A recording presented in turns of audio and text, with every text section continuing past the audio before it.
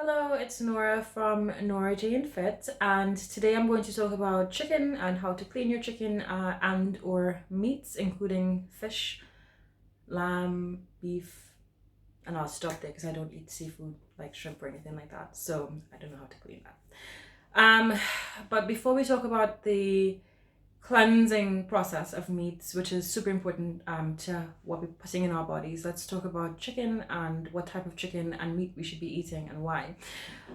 So very, very quickly, what is important with understanding meat, any sort of flesh product or produce, is that it's an industry where they are trying to raise the animals as quickly as possible so that they can then kill them, sell them, make a profit, bring in more.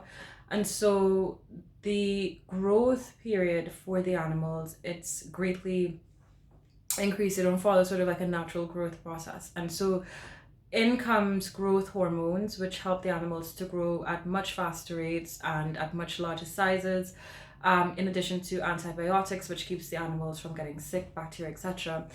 And a plethora of other things, which we then ingest. And also from like an energetics type of viewpoint, and this is why I'll probably be vegetarian, probably vegan in another couple of years. It's a process for me. When we eat an animal, the way that and this is what I believe, the way that they've been grown and raised and especially killed is important because, if they've been killed or raised in a traumatic way, we're then, ingesting that energy, which is, it's not great. So, what type of chicken should you be eating? Preferably organic. In England, I know that Waitrose to me is the best supermarket or grocery store that you can purchase organic meats from. They ensure that the produce is GMO free once it's organic, right? In America, I think it's more difficult to ascertain organic. You've got to be very, very diligent with your research behind meats. Me personally, if I was still living there, I would probably just grow my own chickens or get it from a farm. In England, if you can't find a farm, amazing. I used to get from a farm and then a train station, or they were bought out to lay tracks so that it could be like a train route, which was really sad because they were really amazing. You could see the animals like running about, and I knew they were killed humanely and they had a happy life. But anyway, so organic chicken, organic meat, especially if you've got children, a lot of what we're seeing with precocious puberty, which is early stage or early onset puberty from 5, 6, 7 years old in children. If you look at their diets, if it contains heavily foods that are heavy in animal products, so and unorganic products as well, so like meat and dairy, for example, they are ingesting those hormones and that's messing with their natural hormones, and so early development starts much sooner than it should. Well, early development shouldn't start, right? They should develop at the right stage. So early development starts and it shouldn't be happening. So we've got to look at diet and why diet is important and how it affects our children. For girls with precocious puberty, a girl having a period at 7 or 8 or 8 or 9, I just think it's a lot. And if that could be stopped by introducing healthy foods to allow the body to grow and develop naturally, and that child would then have her period at 11 or 12 or 12 or 13, it's much better. So organic meats are super, super important. If you cannot buy organic meats because it is expensive, I would say the next best option is to do free range, but really and truly, get to know your supermarkets, get to know when they discount items, and start shopping at a time when they discount the organic meats and buy that then. Find a farm, buy in bulk if you can. But really try to limit the amount of meat that you're eating. So in our home, we have meat maybe once a week or once every other week. We don't eat a lot of meat. There are times when we eat more meat than usual, but typically speaking, we are predominantly meatless. So when I do buy meat, organic, okay? So today, I have some chicken. Here, this is organic chicken, the thighs and the drumsticks. So in Waitrose, the drumsticks are actually very cheap, like really, really cheap. I don't really like drumsticks, but they're cheap. And it's organic, and the organic is more expensive. And people always talk about, I'm talking about costs, because people are always like, oh, well, organic is more expensive. It's too expensive to like buy organic meat. But if you shop smart, like chicken wings, I don't like it. Chicken wings are super cheap organic. So, just be smart about how you're buying to get what you need to purchase for your family. Now, onto the cleansing process. So there was a time in the news where they talked about when you buy meat, you shouldn't wash the meat. You should put the meat from the pack to cook straight. That is never, like, I've never done that. Like, I just think that is just terrible. I don't care what science is behind that. It's flesh. Think about if you cut flesh, you package it, you can't just put it into a pot and cook it, because there's that time from processing to manufacturing to in the store to when you buy it, and it's just there that is just completely unsanitary to me. So and I'm from Trinidad in the Caribbean, so I'm accustomed to seeing us like salt and lime down and lemon down the meats, wash it and clean it properly before we eat it. So but I had some family members who were very close to me, and they were like, oh, well, news says don't wash the meat, so we don't wash the meat. And I'm like, no, you can't not wash your meat. So I was reading something the other day, and it was talking about how, I can't remember what it was, but it was talking about how in store-bought meat, the very high levels of bacteria that were found on the meat that we then ingest and then are likely to get ill from. So some bacteria it's difficult to kill, but some you can. And I think prevention is better than cure in this case, specifically because you're eating flesh, and you're dealing with raw flesh. So you have to clean your meat. So what I do here, it's a 1 to 2 minute process. I let my meat thaw. Okay. And then this is what I do. I get my apple cider vinegar. So I use a lot of as you can see, I use a lot of apple cider vinegar. And I have another video on apple cider vinegar. Usually I use Bragg's, but this one I believe was a Costco brand. So what the important thing here to look at is on here is that it says crafted with cold pressed apple. So there's no heat there, which is important. So it's not killing off the important enzymes or vitamins or minerals. So cold pressed, super important.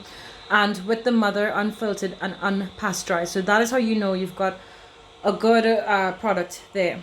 And then you can look at the ingredients. Sorry if you can't really see. And the ingredients should really just say organic apple cider vinegar, and it's diluted to 5% acidity. So it's not crazy strong. Nothing else in there. So I have my chicken. I put it in a pot because all my glass bowls have fruit in them. And I don't measure. I just splash there. And I pour my apple cider vinegar. And then I have my Himalayan pink salt. Okay, this is high in like 80 plus different minerals, trace minerals, which are super important for the body. So I put about 3 spoons in there, or what is this? 3/4. So this is 1/4 of a teaspoon. So I put 3/4 of a tablespoon of salt in there. And then my filtered water. So we're not using tap water. Tap water contains a lot of toxins as well, so we're using filtered water. I use an in-home filtration system that's what is mine? Reverse osmosis, but you can also get ones that add the minerals back into the water. And I just pour my water there until my chicken is soaked, okay? And I will leave that for a couple of hours. So what this is going to do for me, I forgot one thing, my lime. So you could add lime or lemon, and I just take a fork because it's easier to get the juice out there. And I squeeze as much of the lime juice as I can out of there.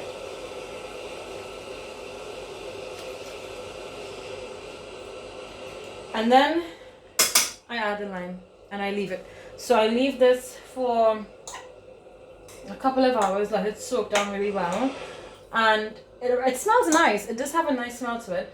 And I know that I'm soaking my chicken, I'm getting all the bacteria out, and then I will rinse this and go through the chicken with my hands and take out all, you know, in the skin, the slime and the fat and stuff like that. And my chicken comes out clean. It smells nice. There's a bit of a different flavor to it. It sort of flavors the chicken as well. It's easier to cook. It just tastes better. And you know, like when you open a pack of chicken, fresh or not, there's a smell to it.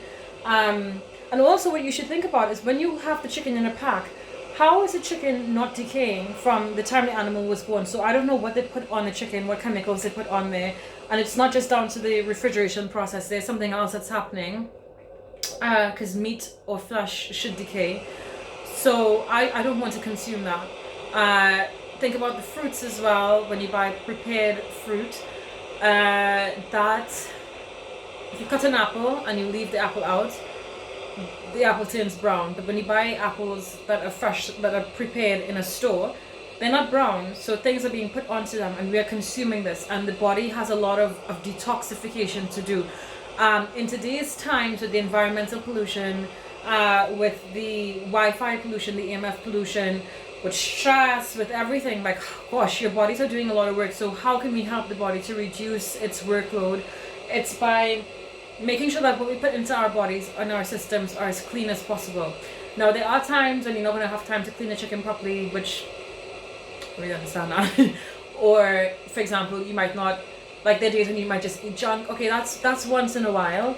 That's fine. I believe in balance and moderation, but most of the time, the majority of the time, like 9 out of 10 of the times, we should be trying to make sure that we are putting the things into our body and that we're processing and taking care and cleaning the food that we eat first. And this goes for fruits and vegetables as well. So there's a cleansing process that I do with that.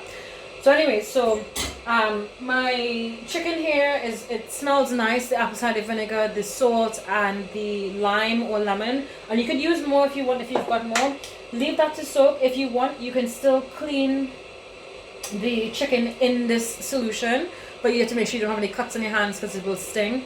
And then you cook the chicken and it's normal. So organic chicken definitely must have organic chicken, beef, lamb.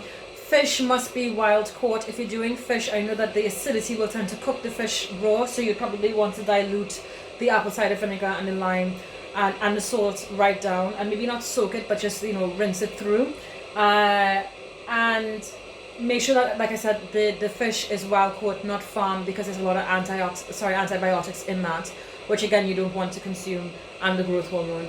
So wild caught fish. Check your labels, check your packaging for everything.